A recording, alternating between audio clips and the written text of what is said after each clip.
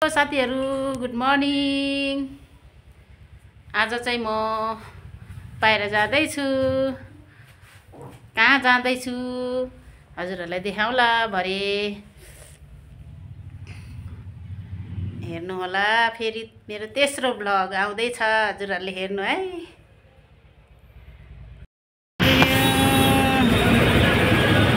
ल हेर्नुस् कोटेश्वर।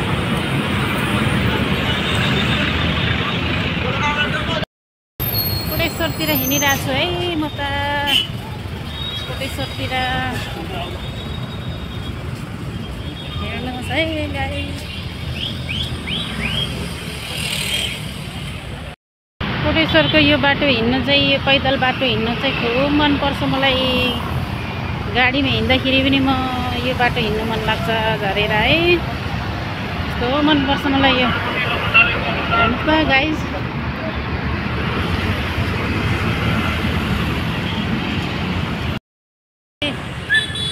एयरपोर्ट आइपुगे हिँड्दै हिँड्दै। नहिँडेको पनि धेरै भएको थियो, एक्सर्साइज पनि हुन्छ भनेर हिँडेको। हिँड्दा हिँड्दा त थाकेको। काठमाडौँको नेपालको यही हो इन्टरनेसनल एयरपोर्टको गेट। हेर्नुहोस् है साथीहरु। जानु त केही काम छैन, त्यहाँबाट म चाहिँ पारी जान्छु। तिर हिँडिरहेको छु है। एक्सर्साइज पनि होस् भनेर हिँडेको एयरपोर्टतिर।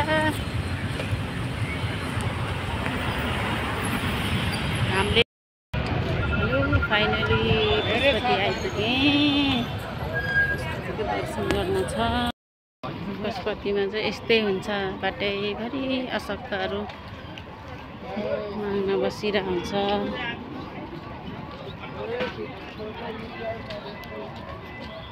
आज भिडै रहेछ पशुपति, आज एकादशी छ, त्यही भएर होला। शम्भु पशुपति आइपुगे है। आज भिड रहेछ, इन्डियनहरूको भिड।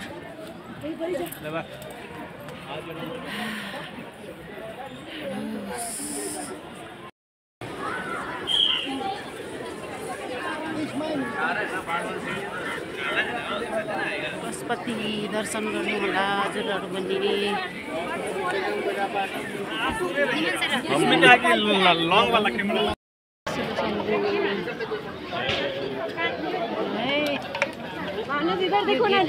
मेन गेटबाट चाहिँ भित्र फोटो खिच्न पाइँदैन, मोबाइलहरू बन्द हुन्छ। यहाँसम्म दर्शन गर्नु होला हजुरहरु पनि। मेन भक्त पशुपतिको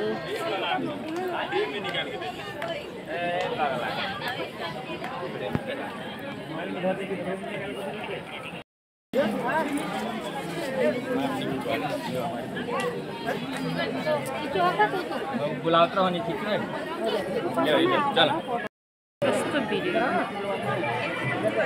अलि यस्तो मोबाइल आफूतिर गएर खिच्छ त। दर्शन गरेर निस्के भित्र। अब भिडियो गर्नु पाइँदैन, हजुरहरूलाई देखाउनु पाइँदैन। आज एकादशीको दिन दर्शन पनि गरेँ। अब घरै भेटौँला साथीहरु फेरि।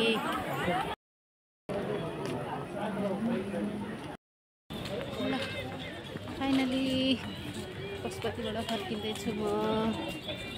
अब घरतिर जान्छु साथीहरु। बाई बाई, भरे भेटौँला फेरि। साथीहरु म घर पनि आइपुगेँ। आजको लागि यति नै।